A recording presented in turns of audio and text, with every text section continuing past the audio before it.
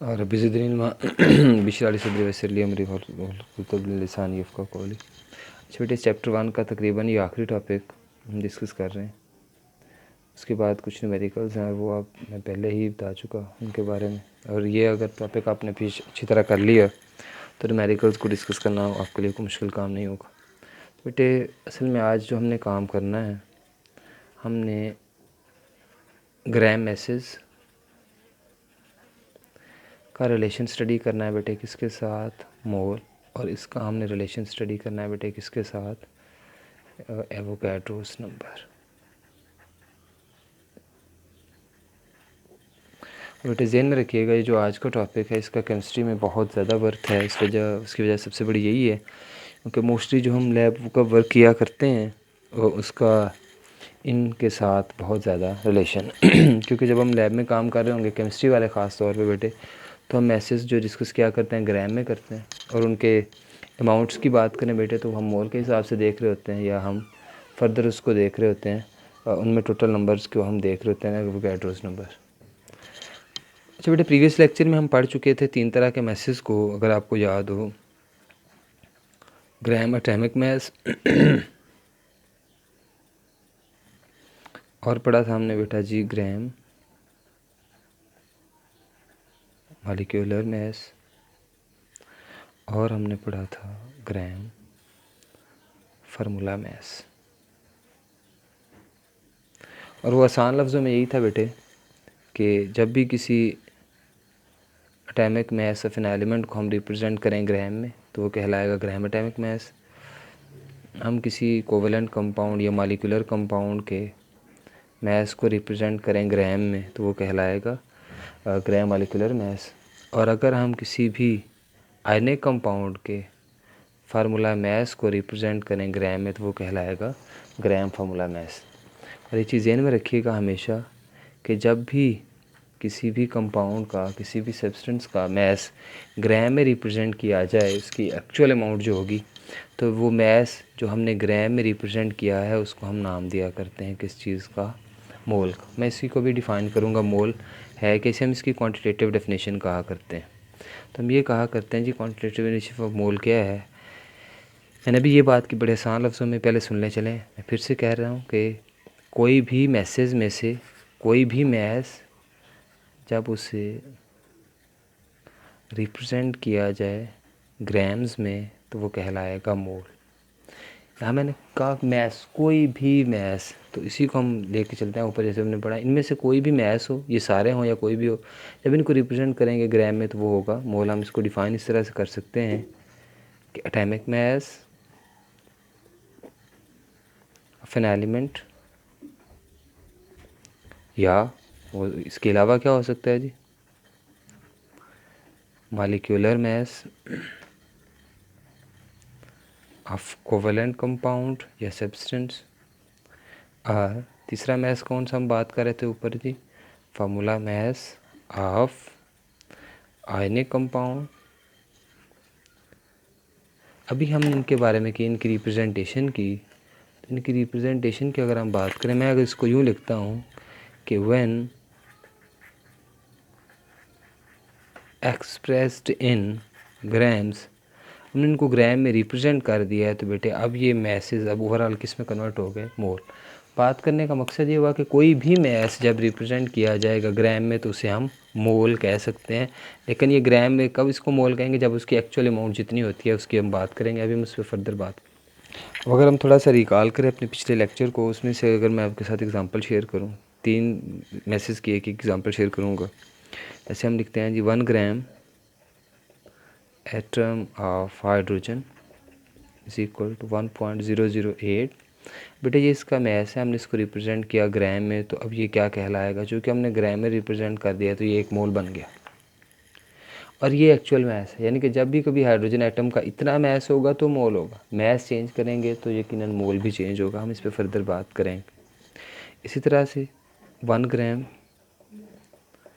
Molecule of water, चूँकि water है fix amount इसकी होगी 1 मोल की 18, हमने इसे रिप्रेजेंट किया ग्राम में, तो चूँकि हमने इसको ग्राम में रिप्रेजेंट किया मैस को, तो ये भी क्या कहलाएगा, मोल कहलाएगा। इसी तरह से अगर हम बात करें 1 ग्राम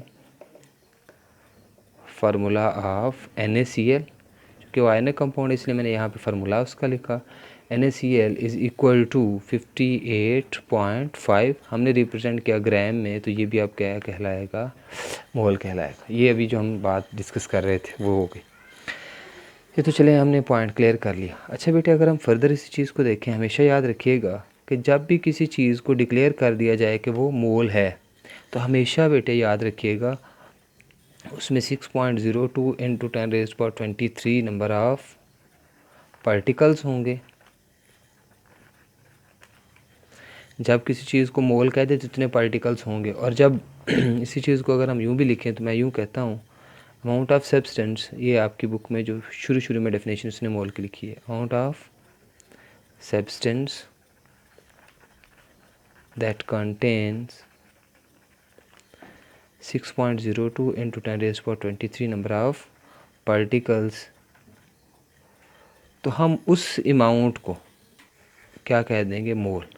मैंने अभी ऊपर आपको बताया कि मोल तभी कहेंगे जब इतने पार्टिकल्स होंगे, और जब इतने पार्टिकल्स अगर होंगे किसी भी सब्सटेंस में तो उसे हम नाम दे देंगे मोल का। इसका मतलब ये हो बेटे, देखें अगर मैं इस सारों को मोल कह रहा हूँ और हमने पढ़ा है कि मोल में इतने पार्टिकल्स होने चाहिए, तो इसका मतलब ये है कि जब ये मोल है तो इसमें इतने पार्टिकल्स होंगे। अब चूँकि एटम की बात हो रही है बेटे, तो ये इतने एटम्स होंगे। यहाँ मालिक्यूल्स की बात हो रही है तो इसमें इतना ही मालिक्यूल्स होंगे। और यहाँ बात हो रही है फार्मूला यूनिट्स की, तो यहाँ इसमें इतने ही फार्मूला यूनिट्स होंगे। और इसी चीज़ को बेटे हम नाम दिया करते हैं एवोगैड्रोस नंबर। तो एवोगैड्रोस नंबर की अगर हम बात करें, मैडो एवोगैड्रो साइंटिस्ट था, उसने ये कहा कि जब भी ऐसा हो कि कोई मोल हम कह दें तो हम उसमें कहते हैं number of particles present in 1 मोल। तो एक मोल में जितने पार्टिकल्स होंगे उसे हम नाम देंगे एवोगैड्रोस नंबर का, रिप्रेजेंट करेंगे Na। ये Na इस तरह लिखना, उस तरह Na वो सोडियम वाला नहीं लिखना, ये लिखना। तो आगे उसने बताया कि वो कितने पार्टिकल्स होंगे, 6.02 × 10⁻23 पार्टिकल्स। इसकी जो आपकी बुक में डेफिनेशन है वो भी हम लिख लेते हैं कि Avogadro's number is basically a collection of 6.02 × 10⁻23 number of particles. तो बेटा यहाँ पे एक ही बात बार बार रिपीट हो रही है कि अगर इतने पार्टिकल्स होंगे तो वो एवोगैड्रोस नंबर, और जब इतने पार्टिकल्स इकट्ठे होंगे तो वो मैस क्या होगा, मोल। और मोल कब बनेगा, मोल बनेगा बेटे जब हम किसी भी मैस को रिप्रेजेंट कर चुके हों ग्राम में। तो इट मीन्स कि यहाँ पे अगर मैं इसको थोड़ा सा एलैबोरेट करूँ तो हम 3 चीज़ों का रिलेशन देख रहे हैं बेटे। मैस को जब हमने ग्राम में कहा तो इक्वल कर दिया मोल के, और जब मोल कह दिया बेटे तो हमने उसे इक्वल कर दिया एवोगैड्रोस नंबर के। तो बेटा हमेशा याद रखिएगा एक्चुअल अमाउंट जो भी मैस की होगी वो हमेशा इक्वल होगी मोल के, और जब मोल होगा तो वो इक्वल होगा एवोगैड्रोस नंबर। तो बेटा आप देख सकते हैं इनका आपस में डायरेक्ट रिलेशन है सारों। इसका मतलब ये हुआ बेटे, हमेशा याद रखिएगा कि अगर हम किसी चीज़ का मैस इंक्रीज़ करेंगे तो बेटे हमेशा याद करिएगा, रखिएगा उसके नंबर ऑफ़ मोल्स भी इंक्रीज़ होंगे और उसके नंबर ऑफ़ पार्टिकल्स भी इंक्रीज़ होंगे। और अगर बेटे हम उसके number of mass in grams को डिक्रीज़ करेंगे बेटे तो उसके नंबर ऑफ़ मोल्स भी कम होंगे, और जब नंबर ऑफ़ मोल्स कम होंगे बेटे तो उसका एवोगैड्रोस नंबर टोटल भी कम होंगे। हमेशा इनका आपस में डायरेक्ट रिलेशन होगा। आगे वो हम न्यूमेरिकल वैल्यूज़ में जाके इनको फर्दर डिस्कस करेंगे इंशाल्लाह कि हमने इनको किस तरह से देखना है। मैं इस चीज़ को समझाने के लिए आपसे कहता हूँ, ये एग्जांपल है एक तरह से। लेट्स सपोज कि मैं कहता हूँ बेटे कि हमारे पास एक कमरा है, उस एक कमरे में 12 चेयर्स, एक टेबल है। अब हमने उसको क्लियर कर दिया। मैं कहता हूँ जी कि वो एक कमरे का जो भी मैस है, जितना भी मैस उसका बनता है, मैं कह देता हूँ कि हमने उसको डिक्लेयर कर दिया मोल। तो इसका मतलब ये हो कि वहाँ पे 12 चेयर्स और टेबल सारा कुछ मिला के क्या है, एक मोल। बेटे अगर मैं ऐसा करता हूँ कि उन 12 चेयर्स में से 2 चेयर्स हम रिमूव कर देते हैं, 2 चेयर्स हमने उस रूम में से उठा के बाहर रख दी बेटे, तो अब ज़रा खुद गौर कीजिए, 12 चेयर और ये एक टेबल मिला के वो सारा हम कह रहे थे कि मोल है। तो जब 12 चेयर्स में से 2 चेयर्स नहीं रही तो क्या अब ये मोल के इक्वल होगा? अब ये मोल के इक्वल नहीं है, क्योंकि अब वहाँ पे चेयर्स कितनी बच गई हैं, 10। जैसे हम दोबारा 12 करेंगे फिर से वो मोल के इक्वल हो जाएगा। बिल्कुल ऐसे ही समझ लें जैसे कोई आपकी नोटबुक है, उस नोटबुक में लेट्स सपोज मैं कहता हूँ जी कि 50 पेजेस हैं, वो 50 पेजेस हैं, वो एक नोटबुक है पूरी, हमने उसे डिक्लेयर कर दिया है कि ये कोई मोल मैथ है, इसका टोटल मैथ जो है वो मोल के इक्वल है। तो जब बेटे हम उसमें से कोई 1-2 पेजेस निकाल लेंगे तो अब उतना मैथ नहीं रहा, इट मीन्स कि अब वो मोल भी नहीं रहा। ऐसे समझ लें जैसे एक कमरे में हम लोग 10 लोग बैठे हैं, तो मैं कहता हूँ जी कि वो हम 10 लोगों का जो टोटल मैथ्स है वो मोल के इक्वल हमने कर दिया। तो जब वो वहाँ अगर 9 आदमी अब रह जाएंगे तो वो मैथ्स उसके ग्राम्स में उतना नहीं होगा, क्योंकि वो एक्चुअल मैथ्स चेंज हो चुका है, तो अब वो मोल भी नहीं रहेगा, उससे कम हो जाएगा। लेकिन बेटे अगर ऐसा हो, हम पहले 10 जो पर्सनस हैं उनको डिक्लेयर कर चुके हैं मोल के इक्वल, लेकिन बाहर से अगर 2 और आ जाते हैं तो अब ज़्यादा हो गया। तो अब इससे क्या होगा कि वो जो मैथ्स था एक्चुअल अब उससे ज़्यादा हो चुका है, तो अब भी ये मोल नहीं रहेगा बल्कि मोल से ज़्यादा हो जाएगा। इसीलिए मैंने यहाँ पे ये बात डिक्लेयर की बेटे कि अगर मैथ्स इंक्रीज़ होगा तो मोल भी इंक्रीज़ होंगे, और अगर मोल इंक्रीज़ होंगे तो एवोगाड्रोस नंबर भी इंक्रीज़ होगा। इट मीन्स कि इन तीनों का आपस में हमेशा से हमें रिलेशन कौन सा देखने को मिलेगा, डायरेक्ट, यानी कि इनमें से अगर कोई भी चीज़ हम इंक्रीज़ करेंगे तो दूसरी चीज़ ऑटोमेटिकली इंक्रीज़ होगी। या आपने इसको सेल्फ स्टडी करना है, बहुत ज़रूरी है। और इसके बाद फिर आगे जाकर हम इसकी न्यूमेरिकल वैल्यूज़ को डिस्कस करेंगे और कुछ बेसिक एग्जांपल्स पढ़ेंगे और न्यूमेरिकल्स के ऊपर भी हम काम करेंगे, बल्कि वो तकरीबन हो चुका है।